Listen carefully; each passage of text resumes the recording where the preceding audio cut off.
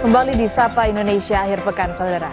Ayah dari salah satu orang hilang dalam kebakaran di Glodok Plaza mendatangi Rumah Sakit Polri Kramat Jati untuk mencari anaknya bernama Oshima Yukari.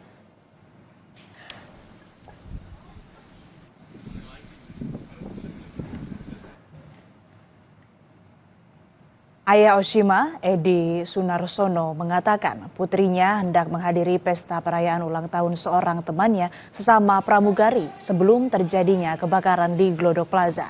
Oshima yang masih aktif sebagai pramugari menjadi satu dari 14 korban hilang dalam kebakaran tersebut.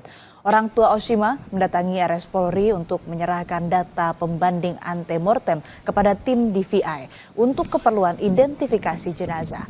RS Polri telah menerima 8 kantong jenazah korban kebakaran untuk diidentifikasi. Di satu sisi, Edi berharap mukjizat anaknya selamat dari kebakaran di Glodok Plaza. Di dalam disko udah besar. Kami sore itu saya dapat kabar itu. Terus saya seperti itu ngabar itu. Pagi tadi ada kabar sini, saya berangkat aja naik pesawat dengan itu. Harapan saya kalau ada mukjizat, monggo lah. Mbok menawa siapa tahu ini ketelingsut ya, ketelingsut. Lah kan maksudnya ketelingsut ini apa dia ada luka ringan atau di mana tempat dirawat di mana. Kan gitu maksudnya seperti itu. Semoga ada mukjizat. Satu kantong jenazah korban kebakaran Glodok Plaza tiba di RS Polri Kramat Jati Sabtu sore. Total sudah ada 8 kantong jenazah yang akan dilakukan proses pemeriksaan oleh tim Pusdokes RS Polri. Proses identifikasi jenazah diperkirakan akan memakan waktu 1 hingga 2 pekan dengan mencocokkan data yang diberikan keluarga korban. Hingga Sabtu malam, belum ada lagi keluarga korban yang melapor ke pos antemortem Rumah Sakit Polri Kramat Jati. Jumlah keluarga korban yang sudah melapor ke RS Polri berjumlah 13 keluarga. Identifikasi itu kan pembandingan antemortem dan postmortem. Ya, antemortemnya, postmortemnya sudah kita periksa, kita ambil data. Dengan antemortemnya kita masih menunggu melengkapi ya. Nah, pemeriksaan DNA itu kan butuh waktu. Jadi DNA yang kita ambil dari jenazah, nanti kita periksa di lab DNA, kita cari profilnya, kemudian kita juga periksa sampel DNA dari keluarga. Sama-sama kita cari profilnya, nanti kita bandingkan.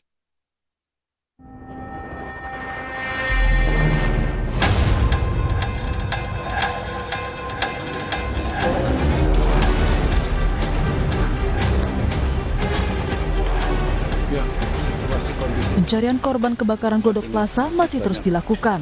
Sabtu sore kembali 1 kantong jenazah berhasil dievakuasi. Tim gabungan menyisir area lantai 8. Jenazah dimasukkan ke kantong dan dibawa ke RS Polri untuk keperluan identifikasi. Pencarian korban tidak mudah karena kendala struktur bangunan dan banyak akses yang tertutup. Ini tadi kan sempat kita hentikan kan menimbang mengingatkan struktur dari bangunan itu kan udah panas sekian itu tentu membahayakan bagi kita tim penyelamat. Jadi kita hentikan ada upaya dari pengelola gedung bangunan untuk membersihkanlah bagian karena di dalam itu banyak akses yang tertutup ya. Jadi dari material-material besi yang sudah runtuh menyatu di lantai. Jadi Tim Kompas TV secara eksklusif juga melihat langsung struktur bangunan lantai 7, 8, dan 9 yang rusak akibat kebakaran hebat pada Rabu lalu bersama PJ Gubernur Jakarta Teguh Setiabudi dan PLT Kadis Karma Jakarta Satriadi melalui Skylift. PJ Gubernur Jakarta Teguh Setiabudi sebut kondisi gedung Glodok Plaza bagian atas terbakar hebat, kondisi atap runtuh dan hanya tersisa besi-besi kerangka. Kebakarannya tersebut sungguh sepertinya hebat sekali, dalam artian besar, sampai kemudian atap gedung bagian atas itu runtuh, roboh ke bawah. Kemudian juga kalau kita lihat paling atas, seluruh plafonnya juga ambruk semuanya. Kemudian juga tiang-tiang yang sekat-sekat juga sudah berserakan. Sekat-sekatnya sudah hilang, tinggal mungkin besi-besinya. Demikian juga sebagian besar lantai 8 dan juga 7. Terkait penyebab kebakaran, pihak kepolisian akan segera melakukan olah tempat kejadian perkara. Kepala Bidang Humas Polda Metro Jaya, Kombes Ade Arisyam Indradi menyatakan polisi masih terus melakukan pendalaman. Nanti dalam waktu dekat jika sudah hasil komunikasi dengan pihak terkait bahwa TKP sudah dingin, kemudian proses pencarian masih terus dilakukan di TKP, nanti selanjutnya akan dilakukan pemeriksaan secara laboratoris atau pengecekan dan olah TKP oleh Puslapor, ya, Puslapor Baris Krim Polri, ya, untuk Polisi kini sudah memeriksa 7 saksi. Dari keterangan saksi, api pertama kali muncul dari lantai 9. Meski demikian, belum diketahui penyebab pasti kebakaran. Tim Liputan, Kompas TV, Jakarta.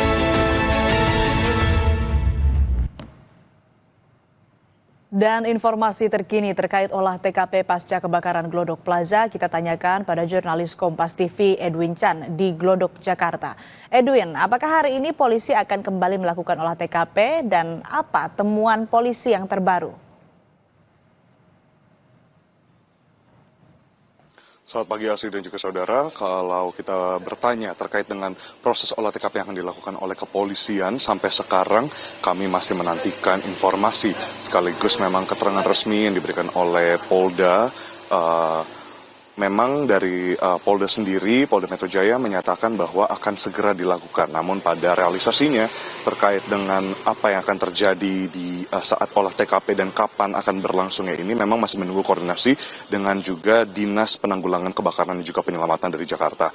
Nah, Dinas Gul Karmat Jakarta sendiri memang menyatakan bahwa kemarin pada hari Sabtu, Astri dan juga saudara, kalau untuk proses yang dilakukan di dalam ada 2 dan ini terjadi memang secara bertahap seperti itu, secara runtut. Nah, yang pertama adalah dilakukan proses pendinginan, di mana pada proses pendinginan ini merupakan proses terakhir di dalam proses keseluruhan proses pemadaman dari kebakaran terjadi di Glodok Plaza ini, di mana pada hari Rabu memang kebakaran terjadi lalu bergulir, hari ini sudah masuk ke 4 efektif proses pencarian korban. Nah, tadi jika proses pendinginan ini juga dilakukan, tidak hanya itu tapi juga memang dilakukan juga proses pencarian korban, dan proses pencarian korban ini juga berlangsung bersamaan dengan identifikasi korban.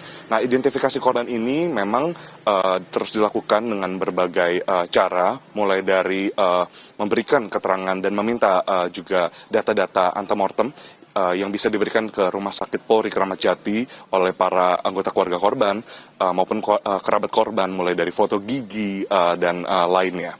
Nah, selain itu juga dari lokasi tempat kejadian perkara, untuk identifikasi korban sendiri memang dilakukan oleh tim dari Damkar dan juga dibantu oleh Puslap 4, di mana dari Pusat Laboratorium Forensik Polri ini sendiri akan melakukan swab DNA dan atau tes DNA seperti itu, Asri dan saudara, untuk nantinya hasilnya ini kemudian diperiksa di Rumah Sakit Polri. Nah, memang semuanya bergulir secara bersamaan dan inilah yang nantinya menjadi bahan untuk kemudian membantu identifikasi korban yang sampai sekarang untuk korban yang dilaporkan hilang terdapat 14 orang dengan total penemuan kantong jenazah, totalnya sudah ada 8 kantong jenazah.